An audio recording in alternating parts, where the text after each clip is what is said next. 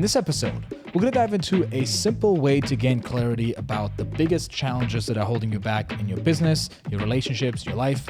Also, we're joined by a guest who builds cities and new countries on the ocean. He also biohacked himself by changing the bacteria in his mouth so he never gets cavities, and he manipulated his genes so he has more muscle mass while also increasing his longevity. Apparently, that's something that Bryan did as well, and a bunch of other shenanigans and fun podcast updates. So putting your seatbelts, let's get into it.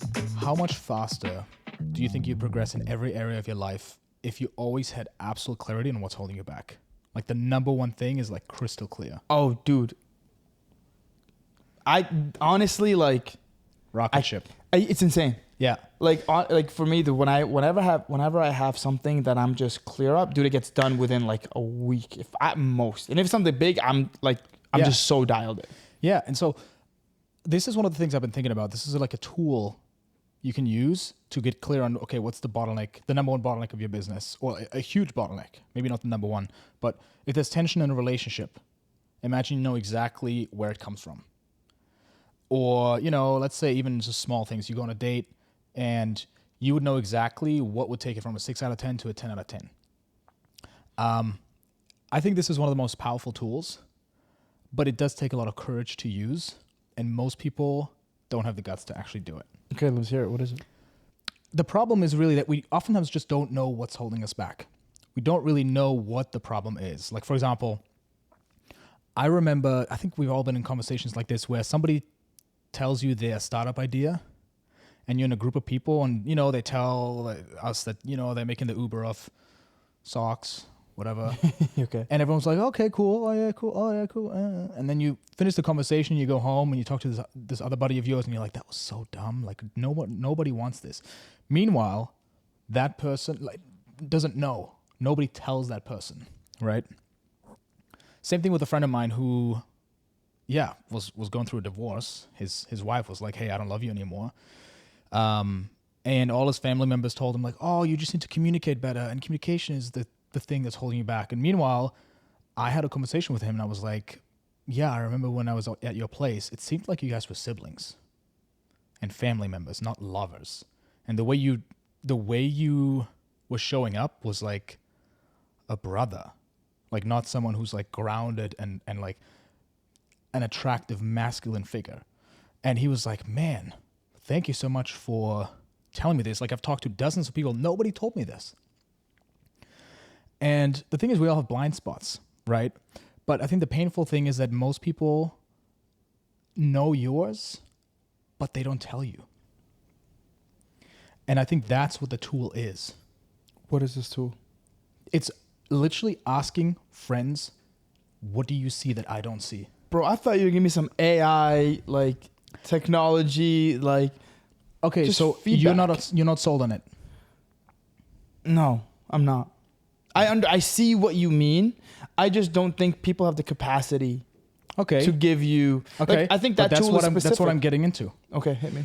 I talked to a friend of mine, for example, where I was like, oh man, I worked with this guy for over a year now, and it just didn't. Oh man, I tried to make it work. It just didn't work out, and I thought it would.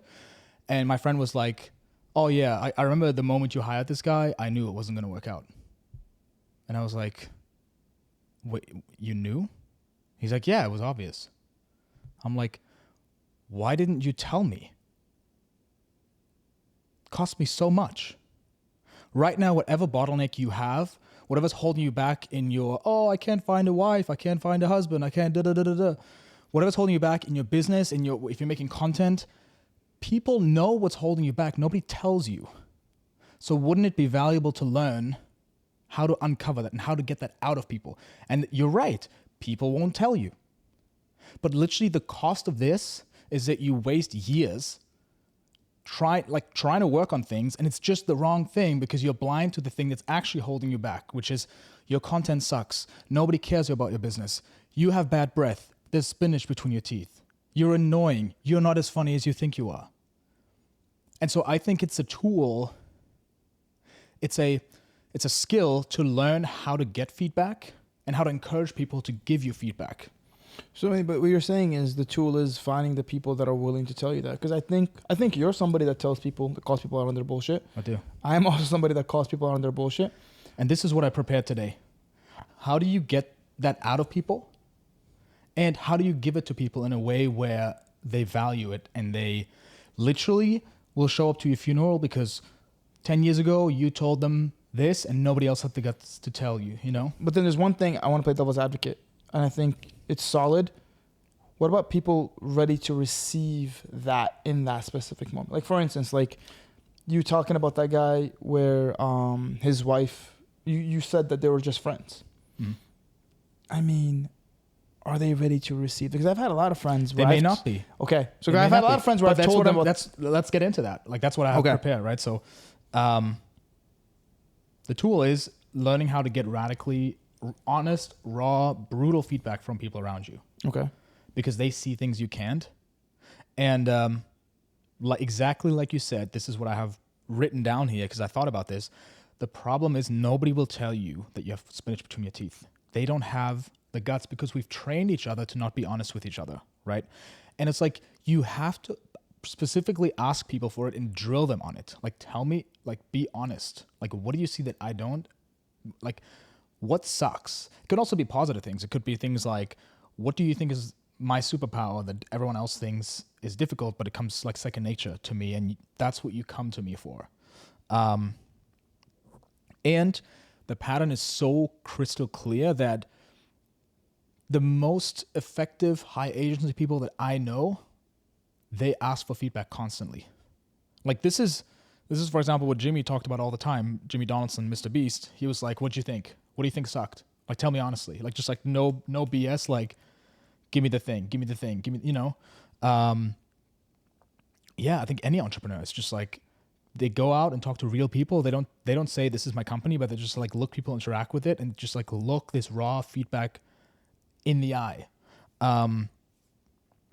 And I think one thing that really helped me is when I ask for feedback, I tell people, I say the tough thing for them. So then they just disagree or agree with it. So for example, I get a lot of feedback for the podcast from specific people who I know will be honest with me. And I also prime them beforehand, right? And so I'm like, oh man, this $1 trillion business idea segment that we had a bunch of times, I think it's kind of cringe. What do you think? It's not really funny. And then I see how they react. And they're like, oh, I think it's all right. No, it's not like, I think it's fine. But they say it's fine. They don't say, oh no, I love it. They also don't say, oh yeah, absolutely agree. I think, yeah. So it's like saying the tough thing for them when you have a hunch, I think gets real feedback out of people. I don't like that frame because you're priming them for a specific answer. I don't think so. Really? I don't think so. I don't know. It's like, I see what you're doing. I get it. But it's like, what are you trying to get out of it? Because if they find they will always tend to say that it's better than it actually is. Listen, I've seen so many creators who are trying to make it on YouTube. And whenever I'm in a social situation, people are like, oh yeah, he makes these awesome videos. They're great. And meanwhile, it's like, do you actually watch them? Because they kind of suck. And the reason why his channel is not growing is because they're not that good. They're not that good. And somebody needs to tell them. Like, it's not good enough yet to blow up. 100%. So I think this is one thing. This is one of the tools. It's like basically showing the person, hey, I'm willing to look at something that's really difficult and really like, you would never tell me, but I'm going to say it first. And you can just come in and agree. Because most people don't have the guts to be like, it's cringe. But you also, the type of person as well is also important. Because it's like, right now, I wouldn't be the best person to come to for YouTube. Sure. Feedback. But here's the thing, you can give feedback as a consumer. And that's the thing, like, it doesn't have to be an expert. It can just be one consumer, and they're like, this is the thing that I found oftentimes is that people actually have the same general sense. Like, I know people who've done hundreds of episodes of podcasts, and independently, multiple people have told me, yeah, it's kind of bad. Are they consumers or are they experts? No, it doesn't matter from either side. A consumer is the expert. Because they know best whether they like it or not. So they're big, but they're not getting success? I don't get it. What do you mean? What do you mean? Like you said, the podcast is not good, but are they big podcasts or just No. random podcasts? No, random podcasts. Okay, but big podcasts, you're assuming they're doing. They're usually doing well. Otherwise, the market wouldn't give them the feedback, right? Fair enough. Also, another thing when it comes to the feedback thing and just like asking people for their true, honest, like, do you see spinach between my teeth? Is you must reward people for giving you feedback no matter what. And whenever you get it, thank the person for it. Even if you disagree with it, even if you think it's not accurate, you just, because I've had this so many times where I had this conversation with people where I'm like, yeah, people aren't willing to like look at it honestly. And they're like, oh yeah, I'm totally honest like that. And then I'm like, yeah, can I give you my thoughts on your thing? They're like, yeah, absolutely. You can tell me anything. Like multiple times I've had this where I would tell them like, yeah, I think it's not it, man. Or I would give them feedback and they would get super defensive, and they literally trained me to be really like, okay, don't waste your time and risk this uncomfortable conversation because this person will not take it. Like it's funny because I was hanging out with some friends a couple of years ago, and one of my buddies was telling me how he's starting this agency and his big plan is because he wants to make a lot of money from it and sell it. And I'm like, I'm yet to meet a person that has built and sold an agency. That sounds like a nightmare. That sounds like business on hard mode. Selling an agency, no. You can do it, but if you apply those levels of skill to another business, you make way more money. And I was with another friend of mine, and he was like, oh, that's great. That's awesome. And then I talked to him after that, and I was like, why didn't you, like, do you agree? He's like, oh, no, he's going to have a rude awakening. I'm like, why? Like, we should tell him. And he's like, no, I think it's best if he just finds out himself because he's not going to listen. And okay, I heard the background story. I heard the background story of him, which is that friend who decided not to tell him. He had another friend who was in a toxic relationship for 3 years that were on and off. And he always told him, dude, you need to get out of that relationship. Like, what's going on, And that guy never listened to him. And that guy then ended up wasting 3 years of his life. And then once he got out of it, he was like pissed that none of his friends told him. Like, why didn't any of you warn me about this? And it's like, the one guy was like, I did, you didn't listen. Right. And he was, and then this guy was like, at this point, oh man, like I always want people to tell me like what they really think, because that's what real friends do. And I was like, yeah, actually, can I talk to you about something? He was starting a brand new business with a girl that he just met a few weeks ago, and they also started dating at the same time. Love that. It's a great one. And I was like, are you sure? It's not right or wrong. I'm just very curious. Super defensive. And I'm like, okay, I will never do that. I'll never have this conversation with this guy again. Like, he's proven it again and again and again. And I think you just got to be that person where you celebrate people so much and you reward them for being like, thank you for being honest. 100%. Right now we have a guest coming in. This is Patrice Friedman. He's the Elon Musk of the ocean. Okay. Elon wants to go to Mars. He's going to the ocean. He founded the Seasteading Institute. Seasteading meaning building cities on the ocean. Okay. To escape the government, gain independence, and create a new society with new rules and new laws. And he's backed by the Palantir billionaire Peter Thiel, also a world-class poker player. And he's going to come in right now. Let's see where he's calling from. Hello. Hello. Howdy. Awesome. How you doing? Where are you calling from, Patrice? I'm in Austin, Texas. Oh. Why didn't you come here in person? Well, we didn't coordinate with him. We didn't know. You can't come to the I guest should have and known. just like this is why didn't you? This is A. Oh, yeah, sorry about that. Why did you not discuss?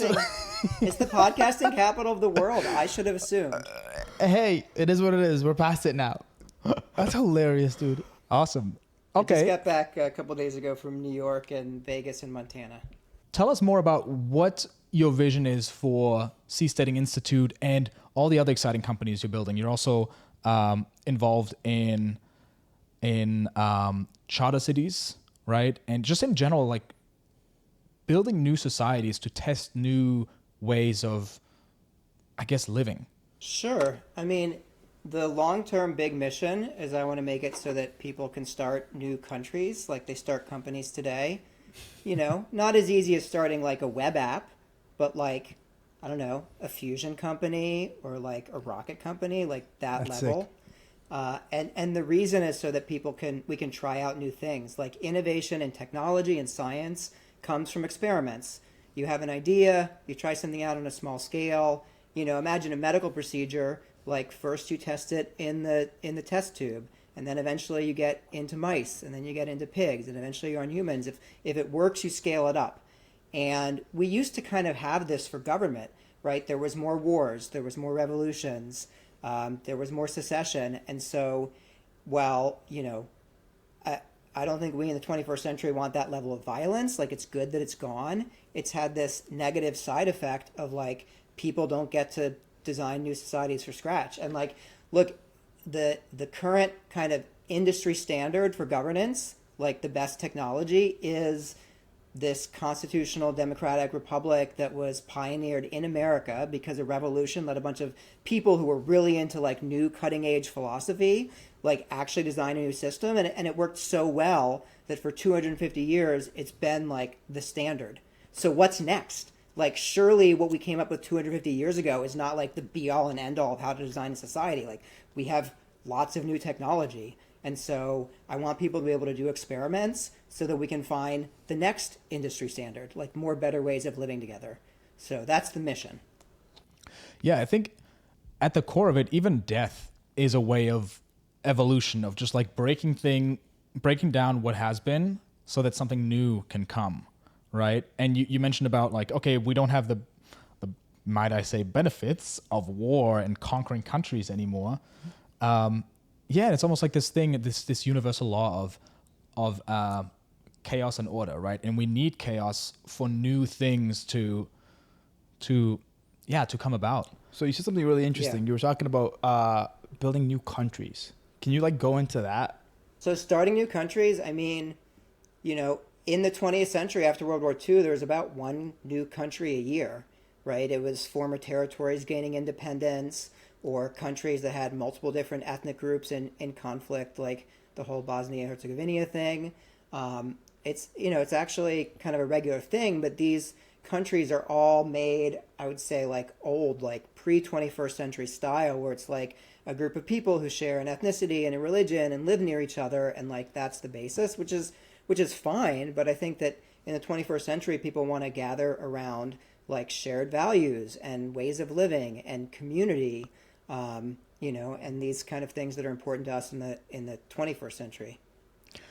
I'm curious if you heard of this guy. You talked about the, kind of like the problem of every country has been discovered, all the land is taken, there's no new countries. Have you heard of this guy called Lord Miles on Twitter? Yeah. So this guy, it is kind of a joke, but it might also not be. He's been tweeting about this for months now, where he wants to conquer Haiti. And he has a sign up form. This is his website. You can sign up. It seems like a whole operation where they're vetting people to conquer Haiti. And it kind of is a joke. It kind of isn't. How much will it cost? Click on that. How much will it cost? Let's see. The initial expedition team will contribute to group expenses. Oh. Yeah, supply their own equipment. And he's posting about this regularly. Supposedly, wow. He woke up 9,000 submissions for Haiti invasion. Wild. I think there's definitely people who will sign up. 100%. Who are yes, it might be a joke, but I would actually participate. You gonna sign up? Somebody who has no. No, I'm very happy we're here in Austin, Texas. But also he said he has, I'm very serious about this. We have funding from institutional, well-known investors, from crypto people, from individuals. We have a plan and we have many steps.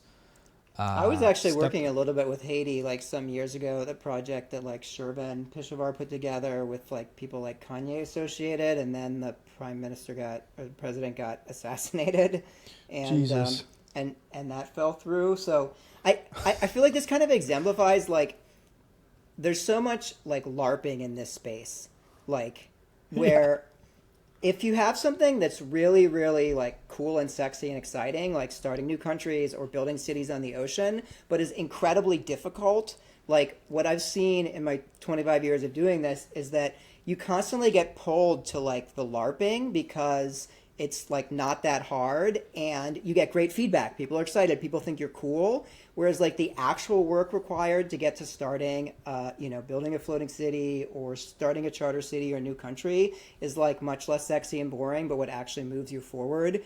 And I think it's fine. Like you mentioned the two parts of my career is kind of like part one of wanting to build new countries was seasteading. Like countries aren't willing to work with us. Let's go to the ocean and use flags of convenience was V1.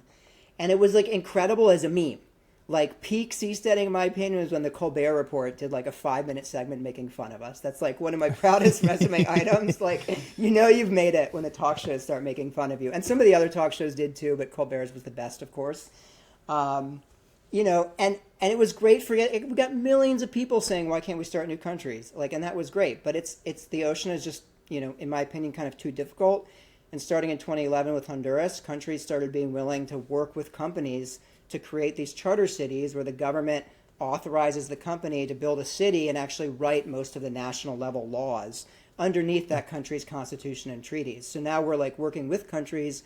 We get to build on land. It's way easier. So I think that there's nothing wrong with the LARP if you know that you're doing it. I got so much value out of like literally millions of people have heard of these ideas because seasteading was such a great meme, and that's awesome. But when you actually want to like get to your end goal and like produce a product, you need to be like incredibly diligent about like avoiding the LARP. And I feel like this Haiti guy, I'm not quite sure whether he knows that he's LARPing, and my concern is that maybe he doesn't. Yeah, so LARP is live action role play. Yeah. Yeah, right? it's when you're play acting at something, or cargo culting it is another way. You're copying the superficialities without like doing the depth. Like, yeah, you're shifting so many paradigms for a lot of the listeners here because you're making it like seem as there are so many things that are easier than people make it out to seem, but because society conditions us to believe that it's so like thinking that you're gonna build a whole new country is just so doesn't make sense. Like for people, it's just like and now people watching this being like, oh, you're making it sound so simple. But it's like you're breaking people's belief systems on what's possible if you actually, one, have an idea, but then also take the steps needed to make it happen. It reminds me a lot of what Bryan Johnson is doing. Like he's actually one of the people that came to Prospera, right? The city in Honduras that you were heavily involved into creating, where he got gene editing done. Me too. I was actually you there. did too. I don't think I was there when he got his, but I was there when he brought one of his relatives to get theirs, and I got the gene therapy. The company Mini Circle is actually like based here in Austin. They do their like R&D here, but then they do clinical delivery in Prospera. Yeah, Bryan Johnson was in Montana. We shot clays together. It was great.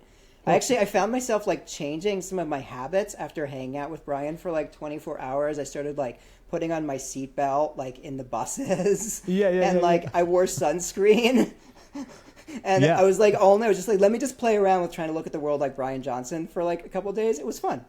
Yeah. Hold up. And the reason why... Just I have two questions. Say what you're going to say. You're going to ask about the what he got done, right? The gene, I want to ask about... So tell him about the gene therapy that you got done. Like, I think you did a couple of things, right? What is that? Yeah. I had the mouth bacteria replacement from Lumina Probiotics, which should make it so I never get cavities.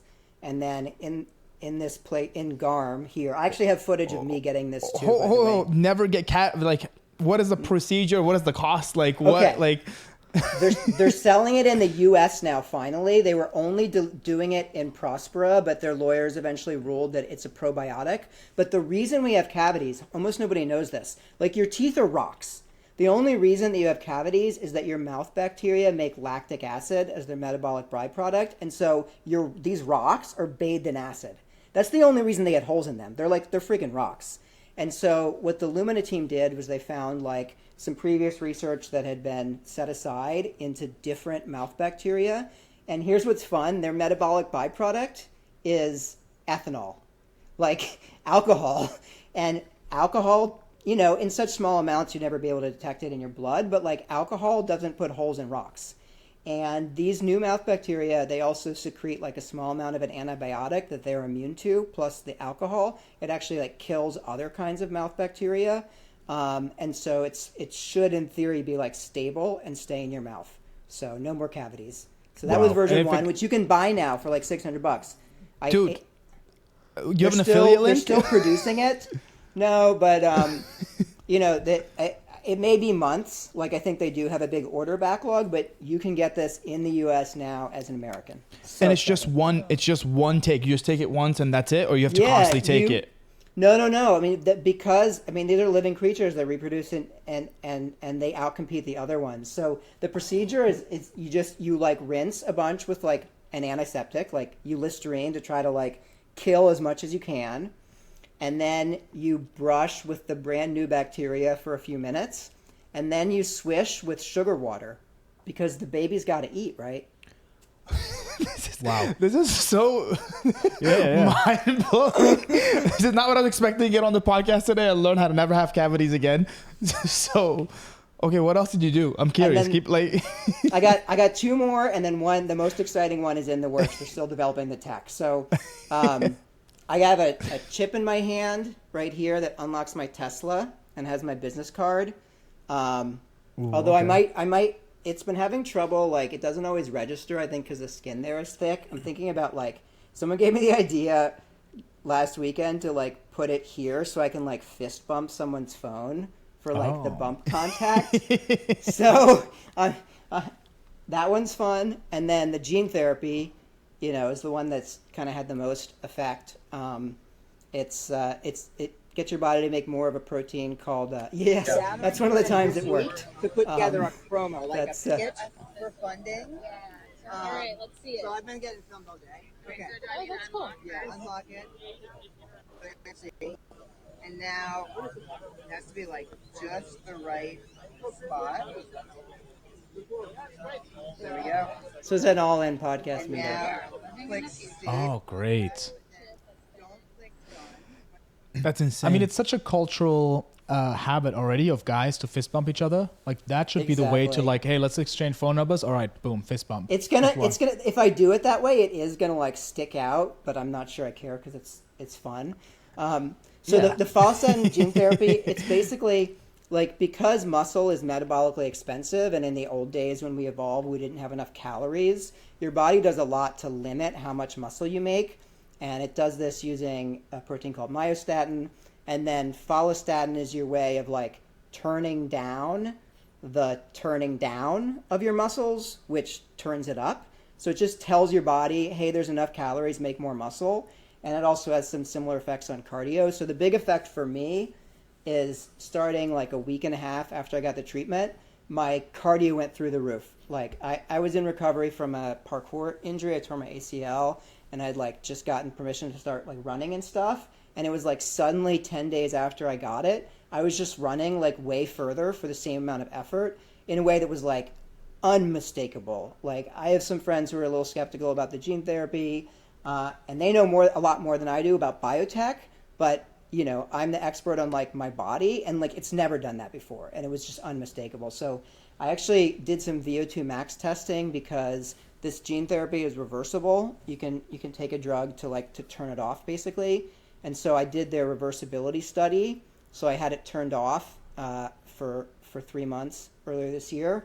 And what I just did a series of VO2 max studies. And what I found was that the amount of the VO2 max increase in like 3 months of training took me from like 85 to 90th percentile for 40-year-olds.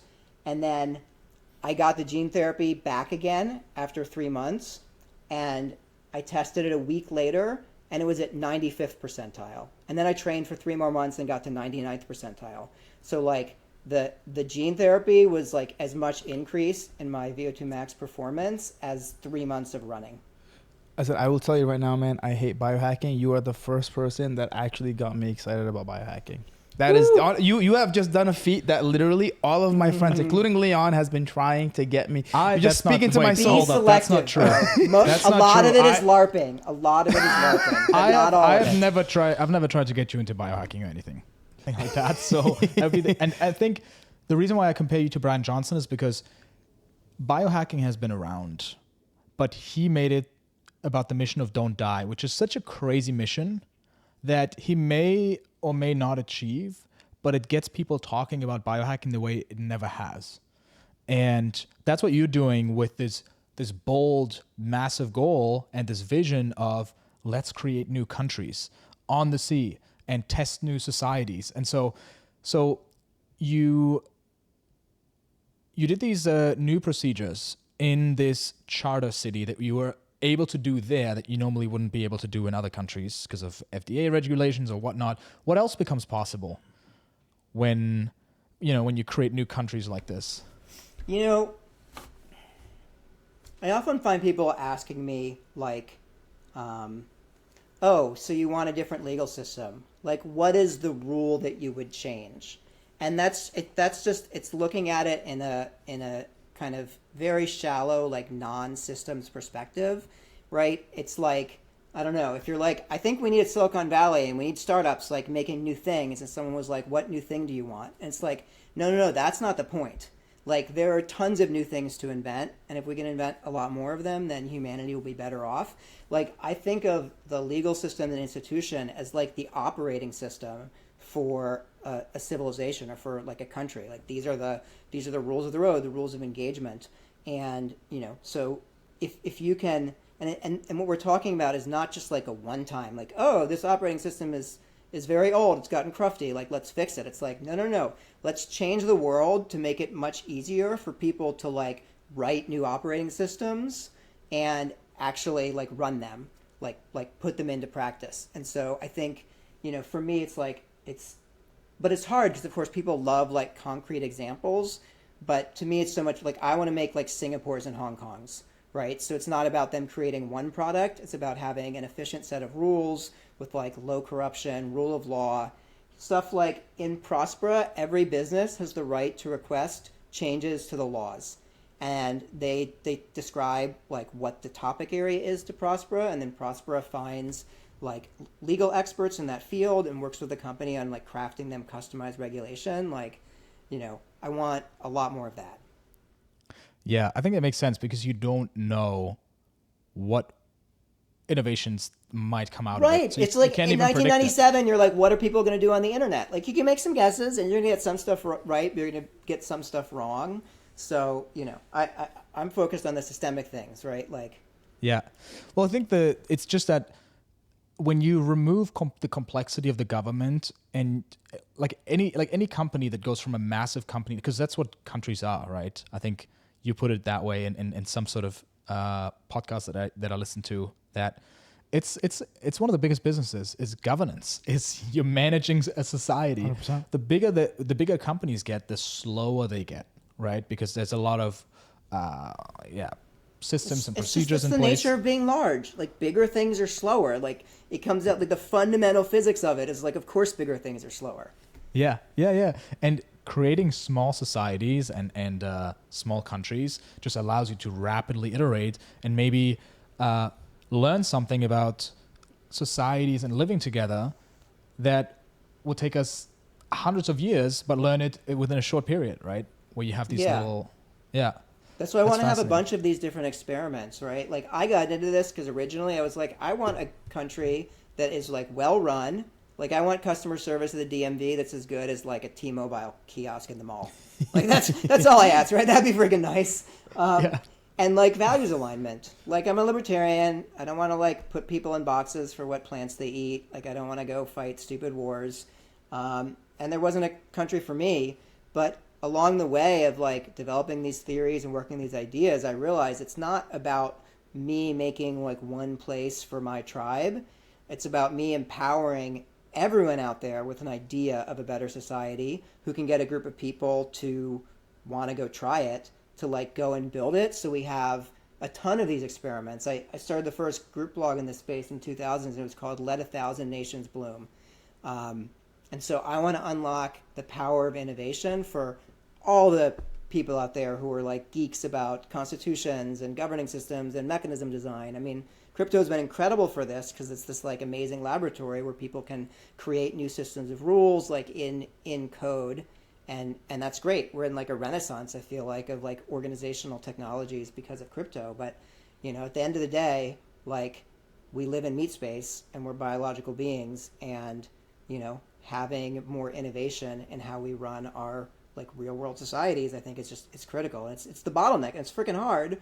Like, it's much easier to do things like on the net, but I think that's why it's a bottleneck, is that it's much harder. But I think the value is like it's like far greater than the increased difficulty. Like, yeah, it's a lot harder, but I think it would do so much more for the world. And a lot of this stuff plays out over decades, right? I mean, we're talking like effective societies have a higher annual GDP growth, and it's all about like the power of compounding. If you can get a place to grow at 10% instead of 5%, the economy is doubling every 7 years instead of every 14 years, which means that in 14 years, that faster growing society is going to be twice as rich, and in 28 years, it's going to be 4 times as rich. So we're really trying to kind of like unclog the engines of commerce and wealth and progress in a way that increases that exponential curve, which is incredibly powerful over time.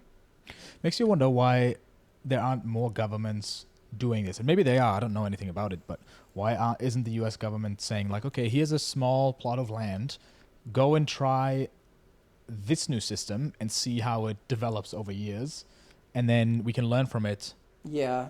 I think it was so interesting to have so many small societies and cities that are just like vastly different, and seeing how they turn out. Like even just going to like, and I think when we get to the space frontier, like let's say we go full sci-fi and seeing planets where there's already established societies, like how different might they be, right? Because I was thinking about this a few days ago. I was like, yeah, like there is like an underlying scoreboard that's going on in our society. I think especially American society, which is about like how successful are you, how much money do you have, and it's all about like what I do with my time is I work and I create something of value, ideally, right? And I wonder what would that look like in a different society where work is just like brushing your teeth. You do it because you have to, and then everyone, and then the scoreboard, the scoreboard in the back of people's minds is actually something else, right? And maybe that requires different DNA, right? I think this diversity is so important. I mean, sometimes I get asked like, oh, what would success look like for you in like the next, 5 years or 20 years? And my answer is like, I want to see a bunch of charter cities that are like growing and successful and are like very different from each other. Like, because that's the experiment value, right? And I think we'll find, like with operating systems, there's some stuff where there's just like a best way to do it, right? And there's going to be some standards that evolve and get copied everywhere, which is great. And then there's going to be some stuff that's like kind of specific to the culture, right? That where like different societies are going to want to have different rules. They're going to have different like levels of risk and individual autonomy, and things like that. So yeah, I think very different is really important. I don't know. As like kind of like personal growth optimization people, like what happens if you can build,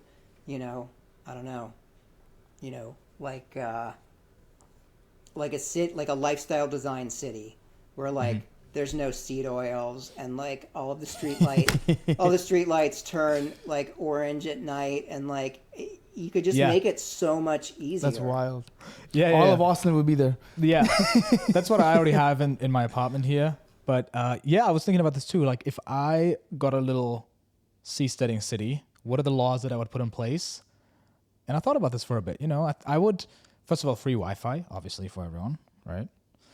Free gym membership, and you get tax credits for showing up to the gym. That's a really good one. Also, your rent is lower if you hit 8 hours of sleep for 30 days straight. That's a tough one. You have a wearable. It's full biohacking. You're legally required to have one absurd skill: juggling, mimicking accents, making balloon animals. Like what is a society like? What are some of yours that you thought of? Like this would be funny. Like if we're just like playing like a video game in our minds here. Like what would be one of dude? Some It's of Sims. those? Yeah, it is. I know that's why this stuff is so fun. I think like Apple City, like a corporate run, like heavily designed and integrated city where it's like this city is our product and we're going to make it fun and beautiful and engaging. I think it's a fun one. I think you could do some crazy like direct democracy stuff, like this like liquid democracy where like voting is much, much cheaper because we have the internet in a sense, or polling people. And so being able to like vote on lots of issues if you want to, or give your vote to a representative, or instead of it being like these representatives are geographically elected like every couple of years for an area, it's like, no, I can proxy my vote to any representative. I can choose it on geography or politics or competency or whatever I want.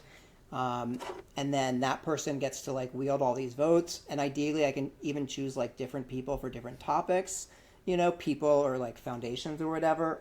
I think that would be fun. I definitely want to see like the maximum freedom, like Libertopia. And I like this, another way to think of the lifestyle design cities is like celebrity city. It's like, what would like Oprah city look like, or like, yeah, because these celebrities, they have the problem that they can't go to a restaurant, so they all hang out in LA up in the Hollywood Hills so that they can have a bit of a normal experience. But even then, the tourist bus comes and look, there he is. He just taking his newspaper out. But yeah, like for example, somebody like PewDiePie, 100 million subscribers, he cannot walk down the street, so he moved to Japan, where not many people know him, right? And so, what would like a celebrity city look like? Esports. I talked with some people about like an esports city where it's just like if you're into like streaming or esports, like Gaming. you get to see your favorite streamer at the cafe or whatever. It's got like an esports arena. There's like a couple esports arenas. There's like a big one in China, but there's not that many, and they're not that big. Like, I don't know. I feel like it could be fun. No, but Yeah. I think you're really on something. Like imagine Twitch if there town. was literally, exactly. If there was literally a biohacking city, like as big as freaking California, imagine that place would get run like everybody Yeah. would go there literally within like the next couple of weeks, couple of months, because it's you're bringing Go get people some that have upgrades. exactly, but a shared value. You're bringing people with shared values at this point. It's not ethnicity, it's not race, it's not That's right. religion. It's like you're coming in because you have shared values. It's like if you want a business corporate city where it's just like learn all the skills to be an entrepreneur. Everybody there is an entrepreneur. They're all learning how to grow and innovate the rest of the world. Health. Yeah, all the people who always Singles. say that we haven't really tried the communism thing. We should do that in America. We're just like, no, we Yeah. can all go together to. I'm all go I'm very pro communist charter cities. Please. yeah, exactly. Do them. Honestly, I hope they work, but it's kind of like a win-win either way. Yeah. Right? Go try it out. You said it's gonna work. Go show us. Like I'm in. Yeah. If it's better, let's put it to the test. I think maybe this is weird to say, but whatever. I'm weird is like I feel like there's a real mental health aspect to charter cities, right? Where in like a large democracy where you're going to make the same rules apply to everyone. Of course, there's going to be like bitter infighting among the people who want things to work a different way. And when it's voting, it's like you're arguing with them, you're trying to get them to change what they think is right and wrong, replace it with your version of right and wrong.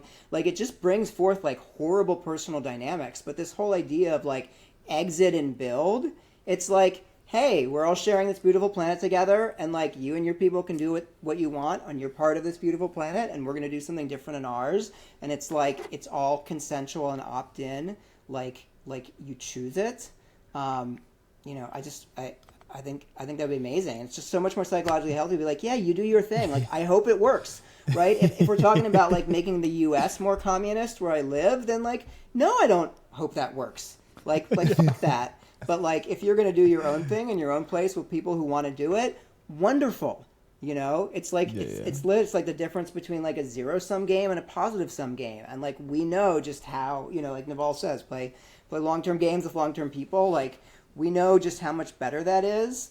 And so psychologically, it's like instead of feeling like I'm this oppressed minority in this democracy, or most people don't agree with me, and they're like never going to see things my way, which is like awful, and like you feel like helpless. It's like, no, let's find a way to build. And sure, it may be freaking hard, but I feel like I've like found a potential way to like build our way out of this huge problem, which is the government's being super inefficient, not having much competitive pressure, and not having much innovation. Yeah, that's right. There's not much different competitors out there, and even if there is, it's a pain to go from one place to the next and move, and then you have a bunch of other downsides. Great. Anything else that you recently discovered that you think would be worth sharing with a couple of guys who have a megaphone and can spread it to the people? Yeah, I mean the space is like really new and evolving, and it's it's hard to track. I'm working with someone on maybe putting together like a weekly newsletter and a podcast and stuff like that. But for now, like follow my fund Pronomos Capital at pronomos.vc on Twitter, and me personally at Patrissimo is a lot of it. But I'll just share with you guys for fun like what they're working next for Prospero. So the one that I'm like most excited about. And it's this company, Symbiont Labs, that's based out of Prospero. They do their R&D and installations there. Is working on implantable LEDs, like subdermal glowing lights, like some real cyberpunk shit. And they're still working on the casings and the batteries. It's gonna be some time. But what I'm having them develop for me is like a red heart that I'm gonna have implanted over my heart, and they think they can get it to beat to my heartbeat. So like instead of like Iron Man, I'll be like Heart Man. Like just imagine like running down by Town Lake on that like trail where like everybody's like walking their dogs and everything, and you're jogging by with like a glowing blinking cybernetic implant. I mean, come on, it's gonna be the most fun ever. I mean, This is awesome. But I was hoping you had a better name. I was like, he's gonna drop some crazy name, but it's like Heartman. Mr. Love. I'm open to look, man. They're still developing the tech. I got a bunch of time to work on the branding. Great. Yeah. And so what are the other LEDs that they would make? Like, what is it for? I mean, so the first version, it's going to be like one color. I mean, it's to be fucking cyberpunk awesome. It's pure aesthetics, and then you can design what you want. And in future versions in the next few years, it'll be like programmable and color changeable from your iPhone. So the future is here. Yeah. Awesome. Thank you, Patri. This was great. Yeah, you're awesome. You expanded our minds, and I'm going to go to the drawing board now and figure out the rules for my city. Dude, I'm gonna order the cavity thing, like literally. And then I make the walk. You live in downtown? You live in? I mean, I do the walk. I'm in South Austin, but I'll probably move into Hyde Park this summer. Dude, we'll run into you one of these days. Awesome. Yeah, Great. I'll send you invites to my party lists. Please do. I'm in. Definitely come in. I love hosting. All right. Okay, dude. Perfect. Cool, guys. Thanks for having me. Thank you so Awesome. Thanks much. for having us. Have a All good right, one. see you around. Bye. Bye-bye. Wild. All right. Not what I was expecting. Definitely not what I was expecting. That was sick. That was a sick.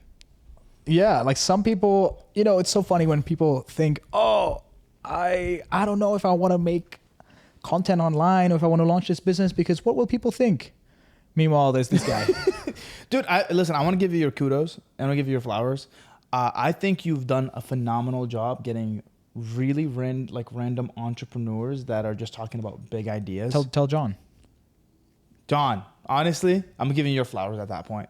Dude, good job. Like and it's interesting because it's not just the stuff they like, but it's just, it's not the stuff they're doing, but it's the stuff they like, and they're just interesting. Like I'm learning so much being a co-host because I'm just like, dude, who would have ever thought? Yeah. And this is real biohacking. Yeah. It's not I took an ice bath. No, that's just called health stuff. It's not really biohacking. You're not hacking anything. Biohacking, it has to have technology. It has to have implants. It has to have lasers.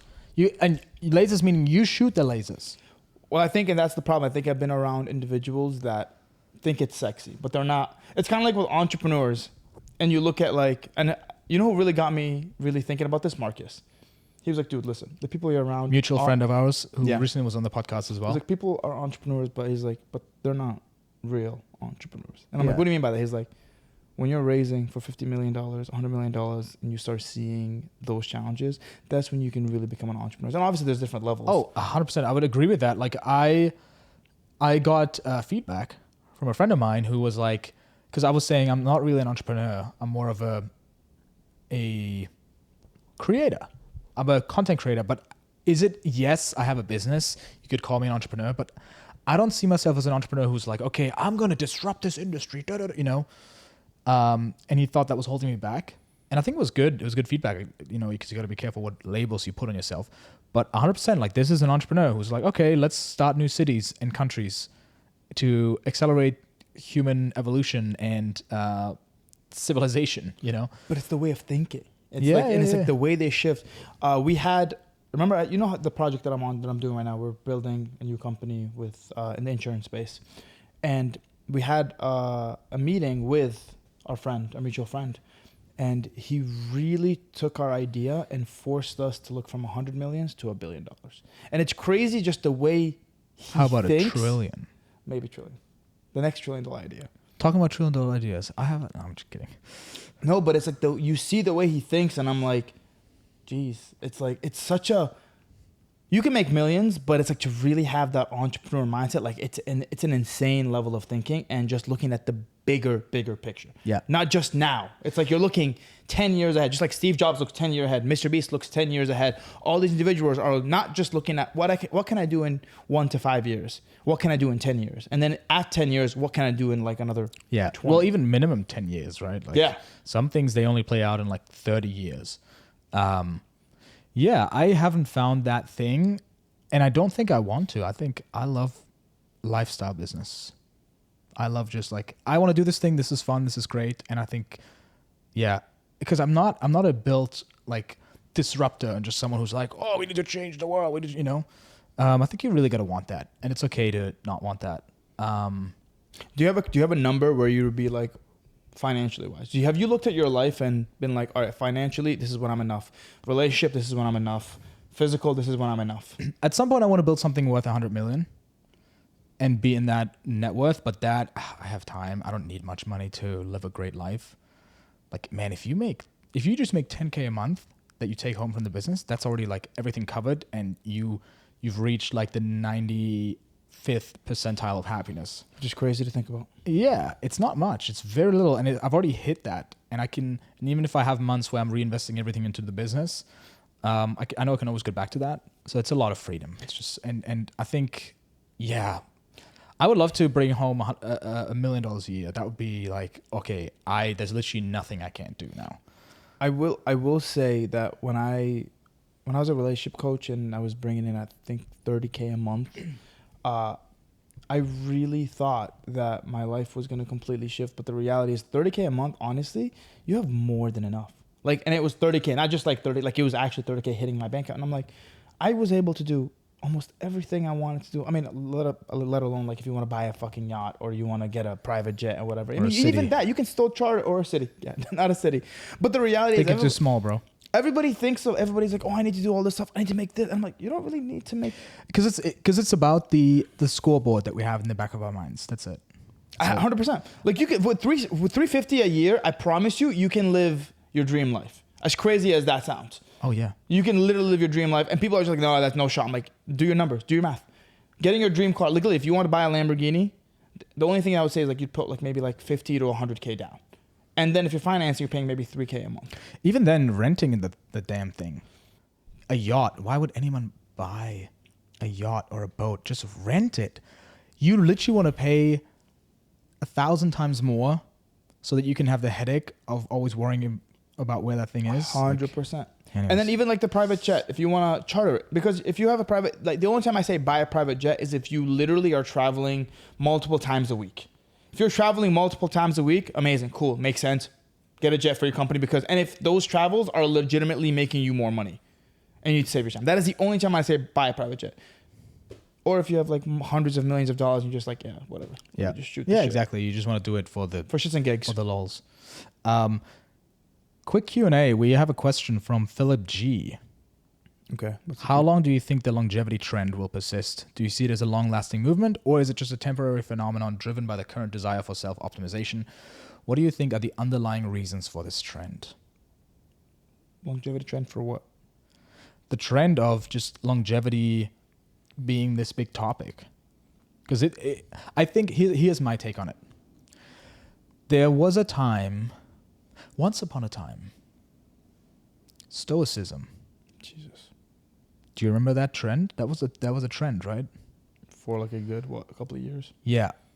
I don't think there was necessarily anything in society. I mean, I think the conditions need to be there in society for people to care about it. For example, you always have pendulums that swing, right? You have, iPhone launches, then social media hijacks all our attention. That's one pendulum where people are just on their phones and they're highly reactive and they're hooked on their devices and they get angry about political stuff, whatever. And then the pendulum swings. There's a counter movement where it's like, okay, we're going to be focused. We're not going to look at our phones. And then it's dopamine detox and it's stuff like that, right? And then it's stoicism. And I think there's oftentimes, and it could have been, it didn't need to be stoicism. It could have been something else, but it's some sort of counter movement. But we had people like Ryan Holiday and a bunch of YouTube creators talking about this topic, making it big. I think they made it big. Like they took a topic, and it could have been somebody else who takes a similar topic that is a similar counter movement to whatever we currently have going on, and makes it into a big thing. So like I talked to my YouTube creator friends about this, where a lot of them talk about riding certain trends and just being like, I'm going to ride the trend of this thing. Like, what is the new thing that, people talk about? Let me talk about that topic. As a YouTube creator, I've done this time and time again in a small microcosm where there was a topic that no one cared about, and I made people care about it. I made people care about it because I knew how to package it, how to communicate it, how to make it relevant, right? Like even something that we talked about at the beginning of this podcast. Of course, you didn't like it. You never like it. You shut down my ideas. But That's me. this is something that some people are like, oh, this is actually,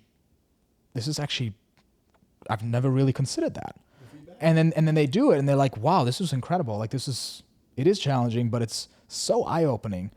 And thank God now I know, right? And so I think stoicism was that, where some YouTube creators hit it big because they had great titles and thumbnails, and the culture was ready because they needed some sort of counter movement. It could have been something else though. And so as a creator, or as anyone in the world, you can not just ride a wave, you can create the wave if you know how to package something, if you know how to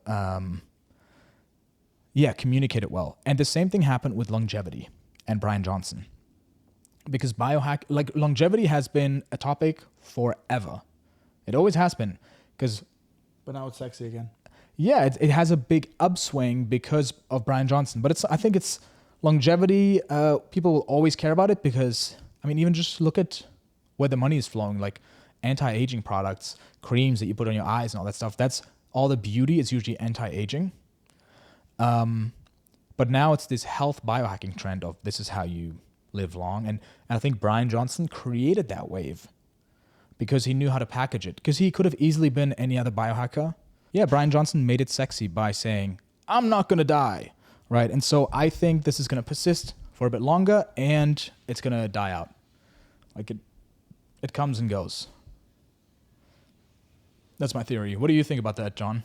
Well, I'm looking on Google Trends right now. Let me share this. Interesting. Let's get some real data in this bitch. Yes. So I have 5 assorted trends that you mentioned: dopamine detox, stoicism, carnivore, red pill, and then longevity. And longevity is like, it has its ups and downs, but this is like wow, 100xing all of the other ones. And then let's take this off so we can see.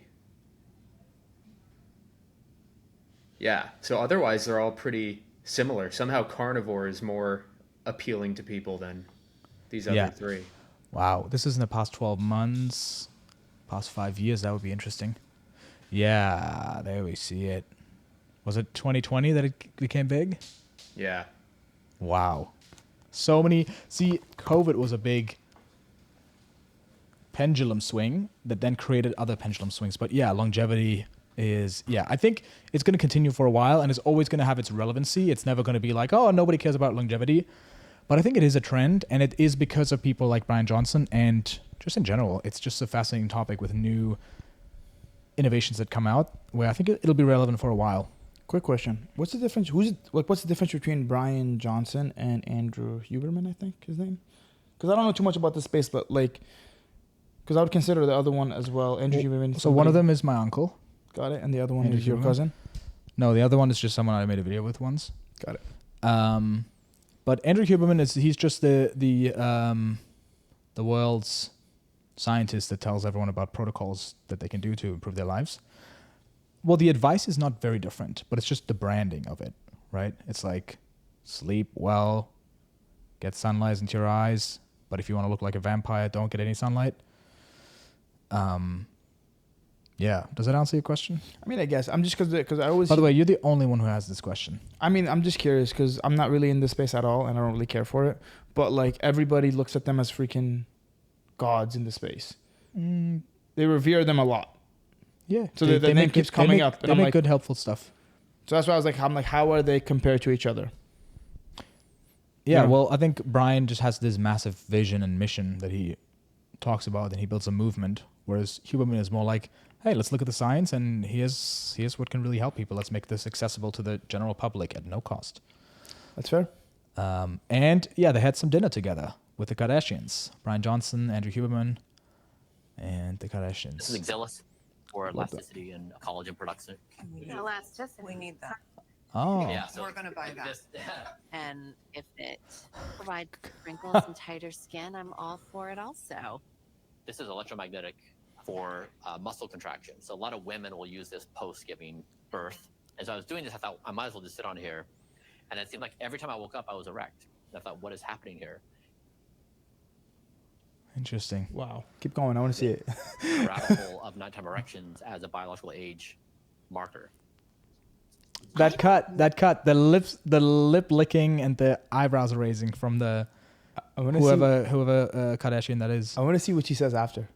Necessarily need to know everything about what happens to someone in the middle of the night. It's healthy to have multiple erections at night. Yeah, it's a significant Love marker of this. health overall.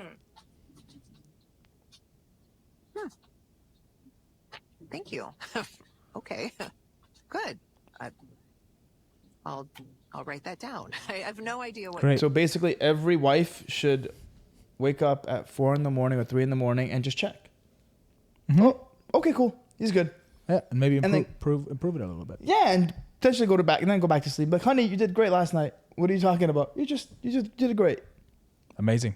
Beautiful. If you have any questions or topics we should look into, there's a link in the description below for a submission form. There's something specific you want us to talk about, and some cool submissions are coming in. So let us know. Sam Ovens is coming on the pod. You know Sam Ovens? I do know Sam Ovens. Sam Ovens is one of those entrepreneurs where you talk to him and he thinks differently.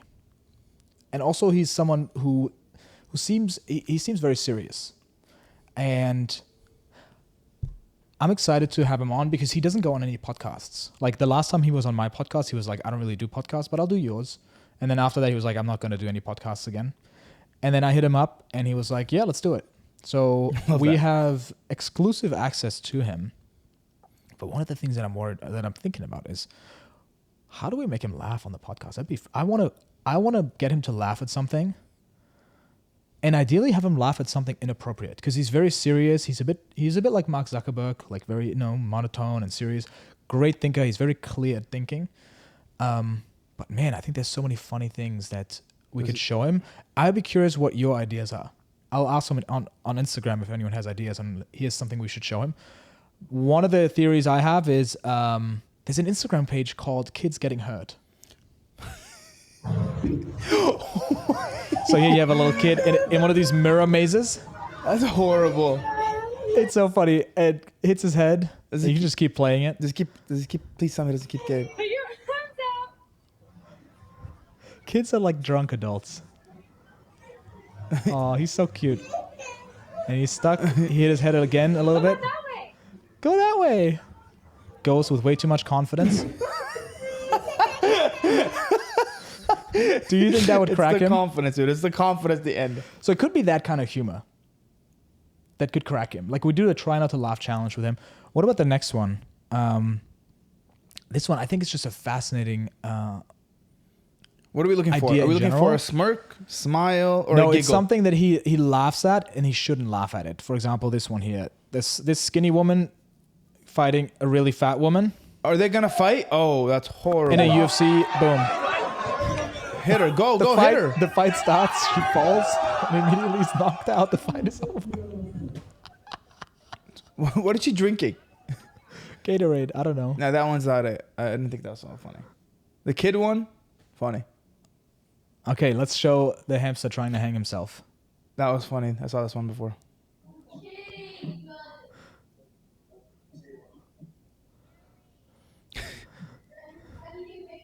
Gary, help me! Come here and help him right now. He's hanging himself. He's hanging himself. He's hanging himself. No, he's holding on. It's the comment. He might be trying to. Save him. He wouldn't be able to, his head wouldn't be able to hold on like that. He's trying to kill himself.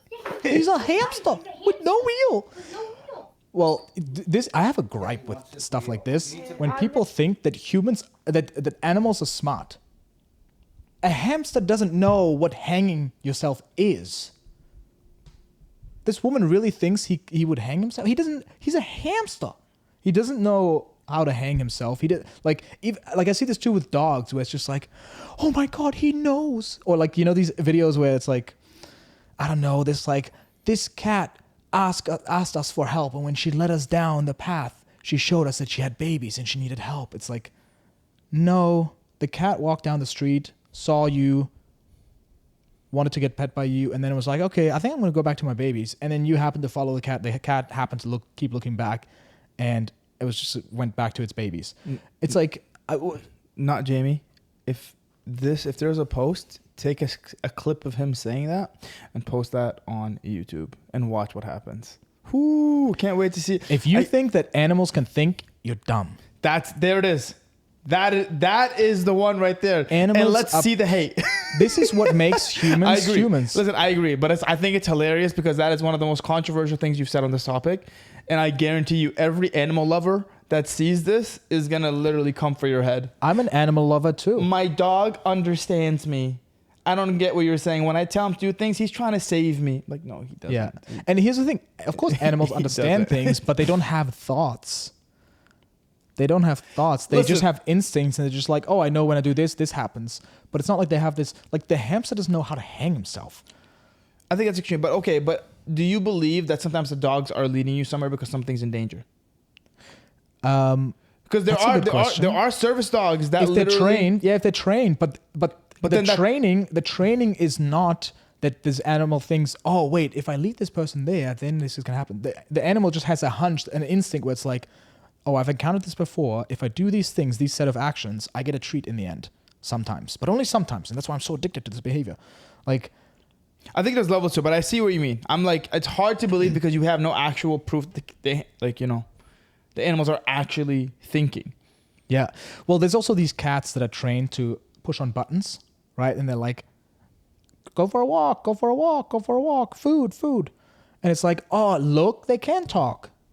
But it's just like the cat knows that if it presses this button, It'll get sometimes it'll get food. So, anyways, this is a weird side tangent. But yeah, animals can think. I'm glad you learned this by listening to this podcast. Isn't this a valuable podcast? And again, Leon said that you are stupid if you think that. So I just want you to be very clear that you are dumb if you believe that. And that's said by Leon. And subscribe to by Iman. If you go on consulting.com, this was Sam Oven's business, He's the OG dude. right? That one? If you go on consulting.com, which is what Sam Oven's website was, what his company was, consulting.com, obviously an expensive domain. It was bought by a friend of mine, Rian Doris. I caught up with him yesterday. He's going to come on the pod as well. He has a phenomenal channel about flow state and productivity hacks, and he's basically the Andrew Huberman of productivity, where he tells you all the best protocols and scientific research on how to get the most work done. Dude, I want to actually hear about the flow state. I'm very fascinated with the flow state. Great. Yeah, he'll come on. Consulting.com, he just told me he closed the deal, and he bought it off of Sam Ovens, and now he sold it to someone else. Are we going to... Consulting.com. Oh, no, I thought that was freaking Iman Gadzhi. He looks like Iman Gadzhi. It is Iman Gadzhi. So Iman Gadzhi bought Consulting.com off of Rian Doris to put a picture of himself up because he currently invested into WAP, which is a school competitor. hilarious. Yeah. That's wild. It's a dick measuring contest. Yes, it is. And I think no shot. Like, do not compete against Sam Ovens because he builds incredible things. Here's the thing. What I've seen from WAP so far is that their whole branding, maybe you can pull up the channel that they have on YouTube as well, Jamie. WAP's all affiliates. WAP is all about make money fast. And I think they have a good product as well. But I think Sam really built something long-term. And their whole branding is about make money fast.